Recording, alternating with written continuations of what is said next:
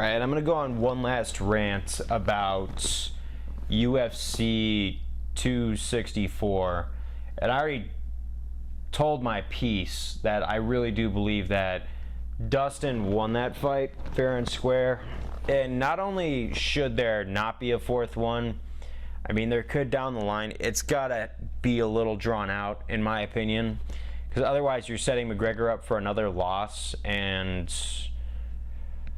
we really, if anyone's a fan of McGregor, needs to stop with this. There needs to be a fourth fight stuff. I keep hearing it's a money fight, oh, it brings in the dollars. We need to stop relying on Conor for bringing in all the money and find more superstars. Like Israel Adesanya is a new one. We need more people who are willing to bring in that cash. Luckily, TJ Dillashaw is coming back in 2 weeks, so he actually brings in a lot of sales. But there's something about the love of money in our society, and I'm not one of those you know, how do I put this, like commie style people who thinks that you know, everyone needs to be paid the same or something like that. I honestly believe that everyone should be able to have a fair start and, you know, always make the best living possible. But there comes a point where you have too much money. Like, I know it's for the UFC, but Conor's got enough money. I think after these two fights, Dustin's definitely going to be a draw. And Dustin is definitely, you know, going to be set for life after these two things. But man, I think that the money is the problem that got McGregor to the point he is, where I saw a whole arena of people basically saying like, oh yeah, fourth fight, money fight. And I'm like thinking, hold on, this guy came to a private island in a yacht for their second fight. He doesn't need any more money, I could assure you that. He's like up there with Gates and Bezos and all those guys, and he fights MMA. That's a bit of a hyperbole. I know he's not that rich, but he used to be such an inspiration. He used to be such an inspiration to everybody, and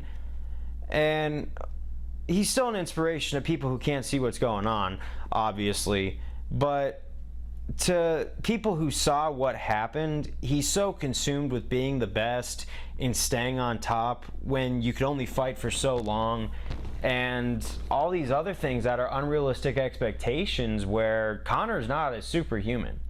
Well, I mean, he is a really amazing fighter, and I would not face that dude in a kickboxing match if he paid me, maybe. But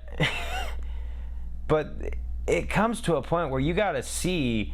I saw a guy who was driven mad by money and power and status, things that everybody in society always is looking for, no matter how much they post about equality on their social media.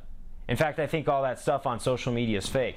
Like, everything I feel that can be attributed to this thing. You can see, like, my wallpaper's Tony Ferguson, and I'm telling Tony to retire because he's not the same fighter anymore. The time catches up with this sport so fast, guys. If you're a McGregor fan, you gotta really ask yourself, okay, what's the best move? Retirement, probably. I mean, I would say he could still do an Nate Diaz trilogy, but if you're gonna throw him at Dustin again and again and again, you're not doing him any favors. Like, this whole, I don't know, it's like if I can't reach out to these fans who are still calling for a fourth fight, even though I know that Dustin and Conor and Dana want a fourth fight really bad, and I get it. I get why Dustin wants that, but I think everyone kind of needs to just slow down and pump the brakes, because if you're losing your trilogy fight and your follow-up is to threaten Dustin Poirier and his wife with getting shot in the head in their sleep, you need to have an intervention. That's ridiculous. I mean, I'm getting a little heated because I see just this love for money fights, and I get it. If you want a money fight, how about McGregor versus Diaz 3? I think Conor could possibly win that fight.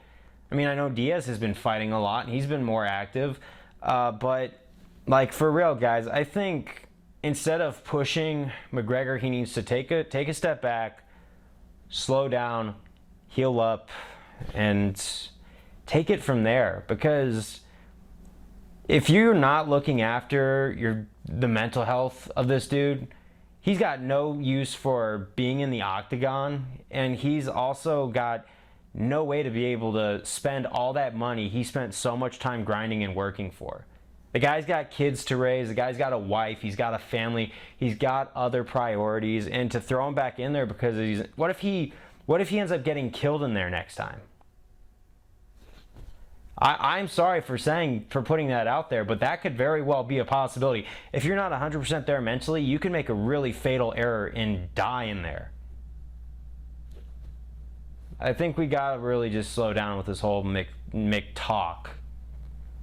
And just, this is going to be my last Conor video for a while. I'm going to move on to other MMA topics, but I had to say this because no one, barely anyone on the internet is putting this out there.